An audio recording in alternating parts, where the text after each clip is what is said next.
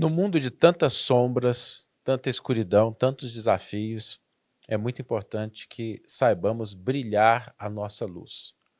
Porque a gente não vai combater as sombras, a escuridão, simplesmente tacando pedras nelas. É preciso que a gente faça com que as pessoas comecem a despertar essa luz interior. Como fazer isso? Na prática, naquilo que realmente faz diferença, onde nós estamos, é o tema do nosso podcast de hoje. Então, se você quer saber como brilhar a sua luz, vem comigo para mais um podcast Odisseia.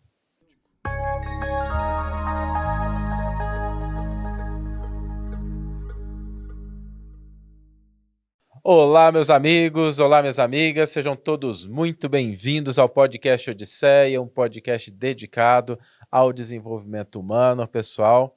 Eu sou Saulo César, comigo aqui está o meu querido amigo, irmão, cofundador do Odisseia Academy, Haroldo Dutra Dias. Tudo bem, Haroldo?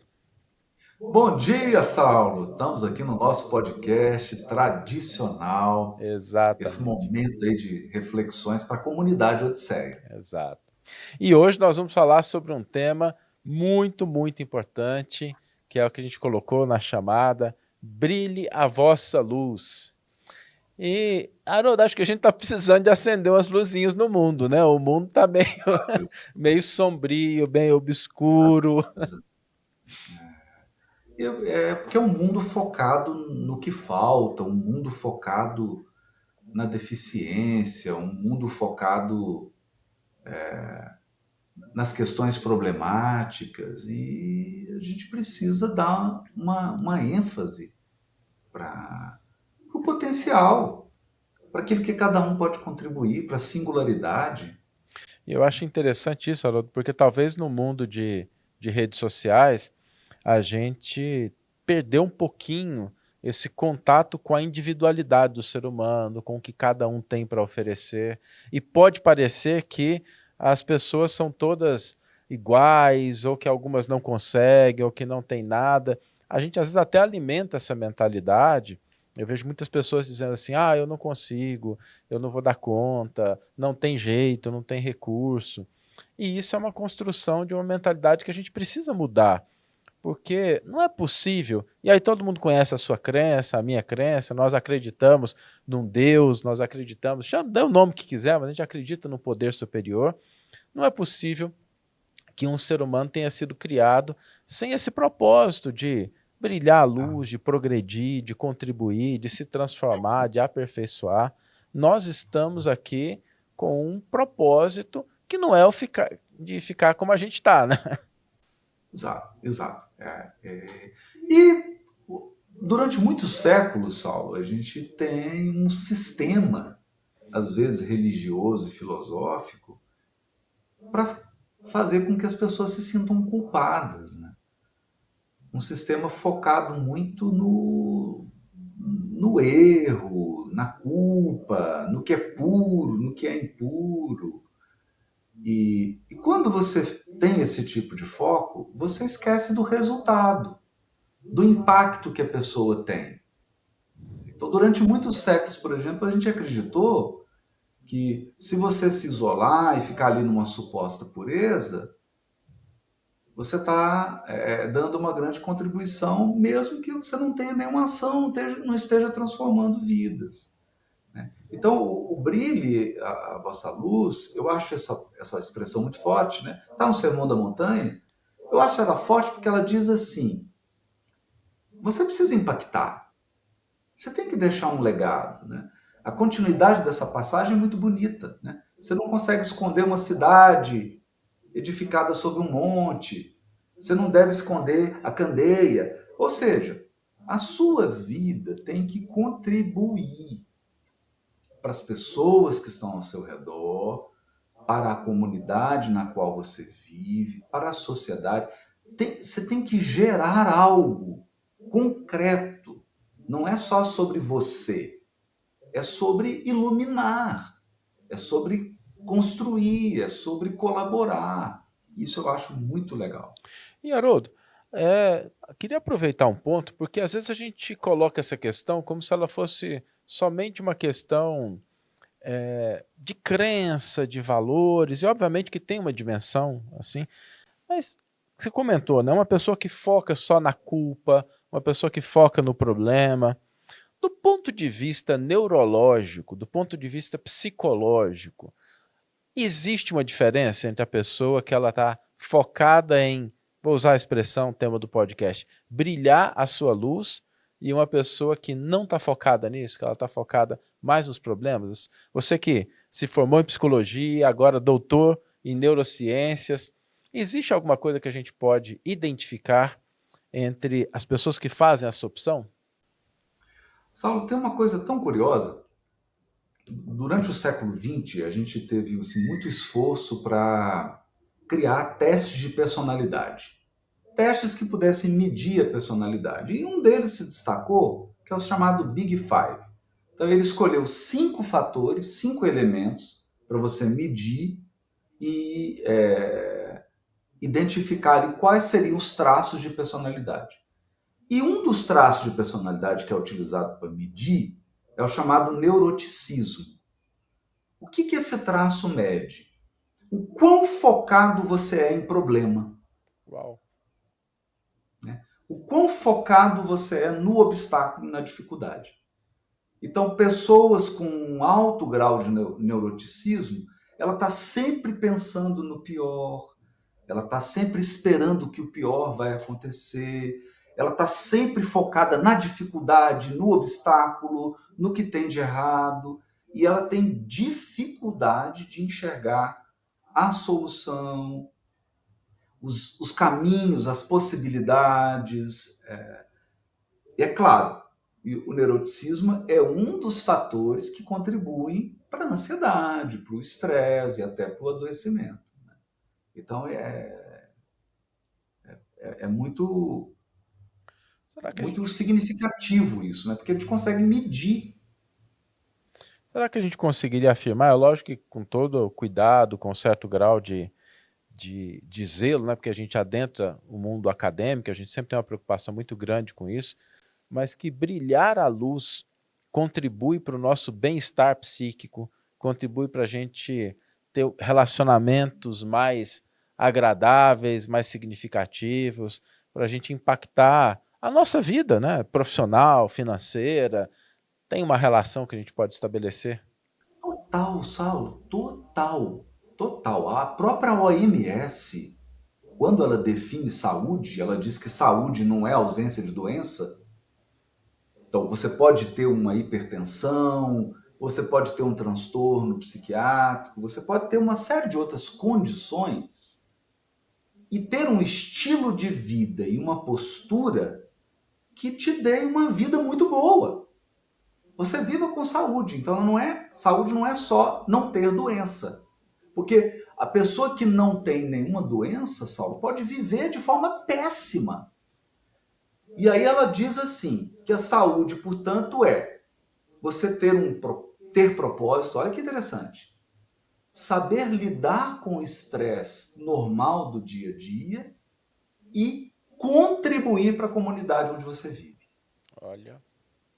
Então, 3 critérios da Organização Mundial da Saúde, porque ela percebeu que nós, seres humanos, somos seres gregários. Nós somos sociais. Nós vivemos em grupo. Aliás, é uma característica dos primatas. Os primatas vivem em grupo, eles se organizam, e quanto mais organizado o grupo, mais avançado é aquela espécie de primata. E o Homo sapiens é o topo da escala. Então ele é muito social. Basta a gente olhar para as cidades, para os países, né? Isso é uma prova de que o ser humano é social. Portanto, Saulo, a gente tem necessidade de contribuir, nós temos necessidade de deixar um legado, de ser útil, de fazer algo significativo. Isso é da natureza humana. Quando eu não me permito fazer isso, eu vou definhando psiquicamente. É como se eu fosse um galho que está secando. Será que é por isso que muitas pessoas que hoje estão se beneficiando desse aumento da longevidade, que é uma coisa extraordinária, muito bom, né? A gente vive muito mais que o que a gente vivia há 60, 70 anos atrás, mas nem sempre essas pessoas relatam uma qualidade de vida, nem sempre a pessoa que está com esse período a mais de vida, ele está dizendo, não, olha que bom, agora eu posso brincar com os meus netos, eu posso fazer uma atividade social, aprender uma nova profissão. Às vezes a pessoa ela vai efetivamente definhando e ela só tem um período maior de definhar do que um período maior de qualidade de vida. De qualidade de vida. Você tocou num ponto tão legal, Saulo, porque a gente pensa, início do século XX, que a expectativa de vida era de 52 anos. A vida, ela tinha um traçado muito retilíneo, Saulo. A pessoa chegava ali aos 20, casava, já estava direcionado profissionalmente, tinha os filhos, chegava ali 52, 55, morria. Era um traçado muito simples. Agora, Saulo, as pessoas estão vivendo 85, 95 anos de idade, né? Com uma expectativa média de vida de 75, 76.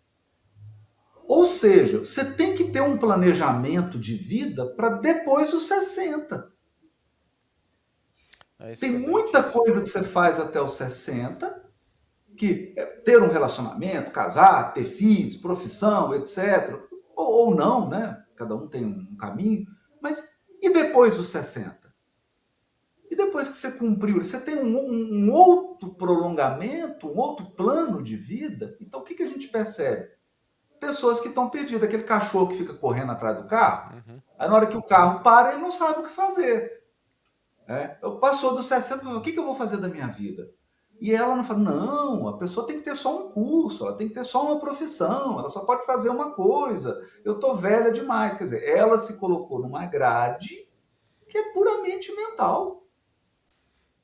E o interessante é que eu percebo dois públicos aí, né? Um público que está nessa fase e que precisa revisar essa maneira de ver para ter uma qualidade de vida efetiva, mudar a mentalidade, né? Nós temos pessoas no Odisseia Academy, tem aluno nosso de 76 anos que está reinventando a vida, está começando agora a reinventar a vida, mas também é uma preocupação de quem está na faixa dos seus 40, 40 e poucos anos, para não chegar nessa fase, chegar nesse ponto sem a devida preparação, né?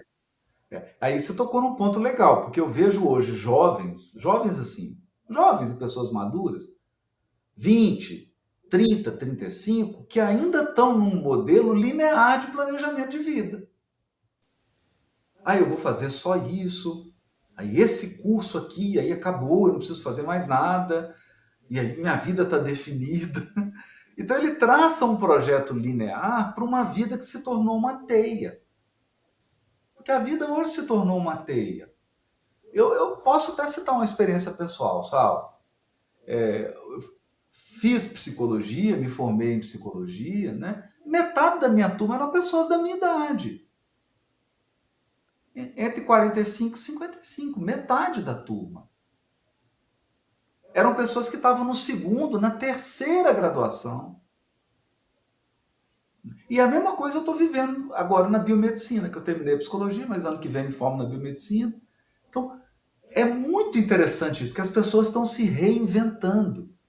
Elas estão se permitindo ter vários caminhos, várias atividades. Elas estão se permitindo ser mais plural, menos linear.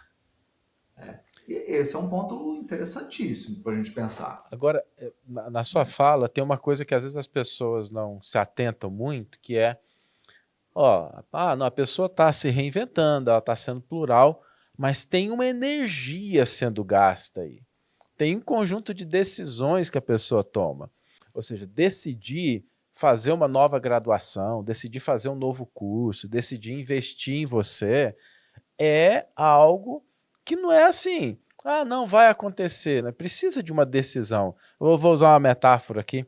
A luz para brilhar precisa consumir energia. E às vezes as pessoas não entendem esse investimento de energia, que é uma energia de tempo, que é uma energia de dinheiro, que é uma energia, sabe, às vezes você direcionar de uma área para outra, mas que a gente precisa lidar com isso com maturidade. Porque não adianta, né? Eu deixo a vida me levar, vida leva eu, só é bonito em letra de música. porque o deixa a vida me levar é eu me contentar com muito pouco. Eu me contentar com o casual, eu me contentar com o mínimo, eu me contentar com o medíocre, né? E quando eu assumo meu desígnio, eu entendo quem eu sou, eu procuro a vida que eu amo, aquela vida que eu me sinto bem. Que vida é essa, né, que me faz sentir bem? O que ela precisa ter? Eu começo a moldar. Eu penso muito, Saulo, que todos nós recebemos uma argila. E o deixa a vida me levar é você deixar a argila como você recebeu. É enterrar o talento. E você buscar a vida que você ama, você brilhar a sua luz, é você falar assim: eu vou moldar essa argila. Eu sei que vai ser difícil, eu sei que vai dar muito trabalho, mas eu vou pagar o preço porque eu quero moldar essa argila. Eu vou fazer um vaso, eu vou fazer uma panela, eu vou fazer uma escultura, não importa. Eu vou moldar, eu vou agir. Porque é uma coisa curiosa, né, Sal? As pessoas se esquecem que elas são uma força da natureza. Assim como o clima, assim como a geologia, assim como o ecossistema, nós também somos uma força da natureza. Uma força, às vezes, destruidora, inclusive, né? É uma força. Mas é uma força. Então, essa força precisa ser utilizada. Eu acho que isso está no verbo brilhe. Brilhe. Brilhe.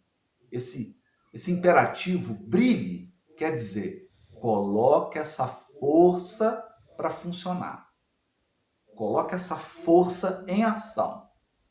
Né? Acelere esse veículo. Né? Liga esse motor. E eu queria pegar uma outra palavrinha, a gente gosta muito de analisar os detalhes das palavras, né?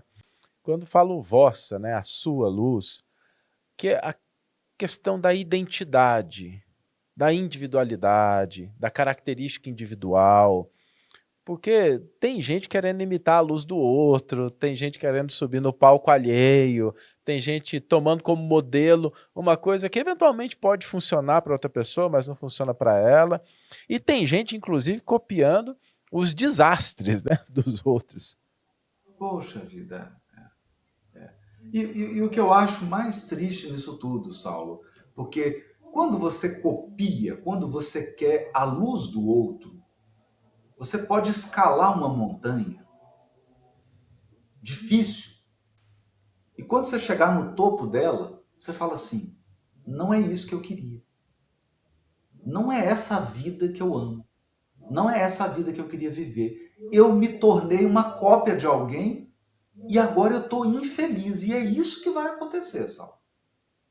Eu estou convencido que sim. Porque toda vez que você nega a sua singularidade para tentar ser alguém, você vai ser infeliz. Infeliz. Porque só tem um caminho para você ser feliz. É você ser você. Claro que na sua melhor versão. Mas você tem que ser você. Porque aí você vai se sentir bem. Aí você vai sentir o que o Abraham Maslow fala de autorrealização. Autorrealização. Eu me realizei. Eu fui fiel à minha essência. Eu moldei uma vida adequada a mim. Não me interessa ser adequada ao outro. Exatamente. Ó, duas coisas importantes, então. A questão da individualidade, do gastar energia, do entender que brilhar a luz exige gasto de energia. O que mais que a gente poderia dizer para as pessoas que estão buscando brilhar a luz? E, obviamente, às vezes é difícil, às vezes é complicado, mas tem uma frase que a gente gosta muito, né? O êxito, o sucesso deixa rastros, deixa pistas, não para você copiar, né? Mas queria entrar nesse outro aspecto também. Hoje nós temos uma possibilidade muito grande de ter bons modelos. Né? Qual que é a diferença da gente ter um modelo, ter um mentor e a gente ficar copiando o que as outras pessoas fazem? Primeiro, tentar separar isso. Olha, isso é muito bom, né, Saulo? Porque vamos tentar imaginar. Eu vou dar um exemplo concreto, acho que fica mais fácil de entender. Vamos pegar, eu vou dar exemplo aqui de 3 músicos que eu adoro, músicos da música popular, que eu adoro. Djavan, Chico Buarque, Gilberto Gil. Porque todo mundo conhece, estou pegando assim uns bem populares. Violão. Eu fiz questão aqui. Então, qual que é o instrumento do Chico Buarque? Violão. Pode colocar aí no YouTube o show dele, ele tá com violãozinho. E aliás, ele toca muito bem. Djavan, violão também. Pega aí o Gilberto Gil, violão. Eles tiveram que aprender violão? Tiveram. Tiveram. Tiveram que aprender a técnica básica, a técnica da mão direita, a técnica da mão esquerda? Tiveram. A música, a harmonia, o ritmo, tiveram que aprender. Quando você olha para esses 3, eles são iguais, Sal? De jeito nenhum. Absolutamente diferentes e absolutamente encantadores. Não tem nada no Djavan que lembra o Gilberto Gil. E os dois são fantásticos. Não tem nada nos dois que lembra o Chico Buarque. O Chico Buarque é incrível. Tocando e compondo. São 3 pessoas totalmente diferentes. Estilos totalmente diferentes. Mas é o mesmo violão, Saulo. Então, qual que é a lição que a gente tira daqui? Você precisa de mentores para que você domine a técnica. Domine a estratégia. Domine os fundamentos para que você possa ser original. Porque se você não dominar os fundamentos, você vai ser banal, não original. E, aliás, é exatamente isso que acontece. Já que você tocou no campo do violão, nós dois gostamos do violão, né? A pessoa, quando ela não domina a técnica mesmo, a tendência dela é mais repetir coisas do que adquirir essa originalidade. E aí vira uma cópia, eu chamo de cópia constrangedora. Você já viu isso? Quando alguém tenta imitar o Djavan, imitar o Gilberto Gil, é constrangedor. É constrangedor. Porque a pessoa poderia se inspirar. Então, eu vou dar um exemplo aqui. Alguém que se inspirou no Djavan e construiu algo original. Jorge Versilo. Então fica nítido que o Jorge Versilo se inspirou no Djavan.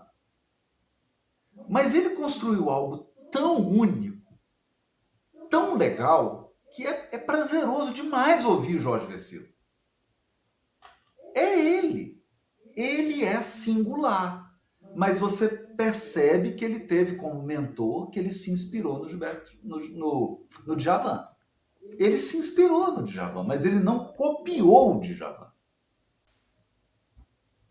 Eu acho que se a gente não compreende isso, Saulo, a gente fica tentando imitar os outros. Imitar o resultado dos outros, copiar o outro, falar como o outro, se vestir como o outro, ter trejeitos do outro, aí você se torna uma pessoa ridícula.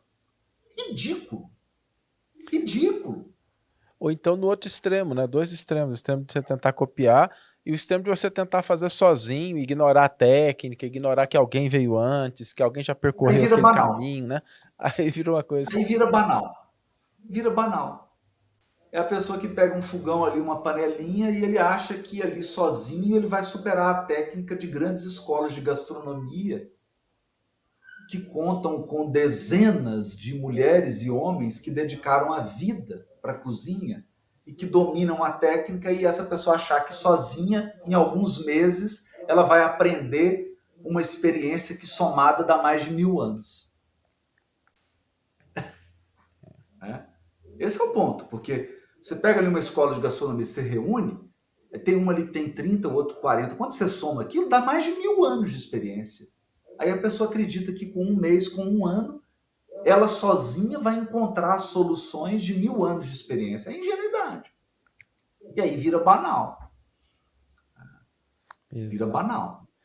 Então, eu acho que você falou muito bem. Aprenda com quem fez, siga o caminho das pedras, domine os fundamentos e as estratégias, e depois, à medida que você amadurece, vai construindo a sua singularidade.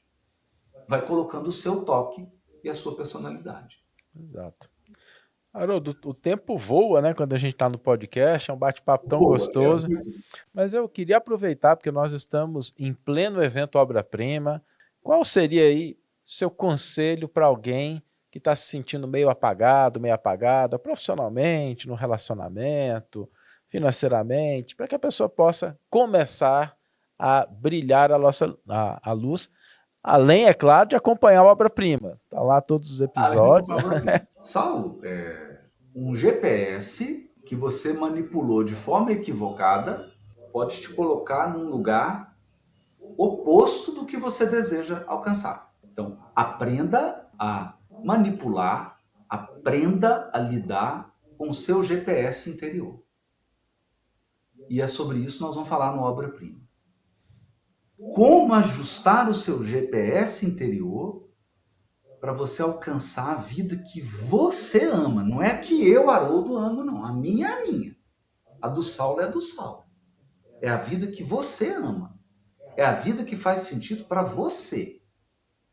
E veja, você tem um GPS interno que foi construído para te levar para essa vida.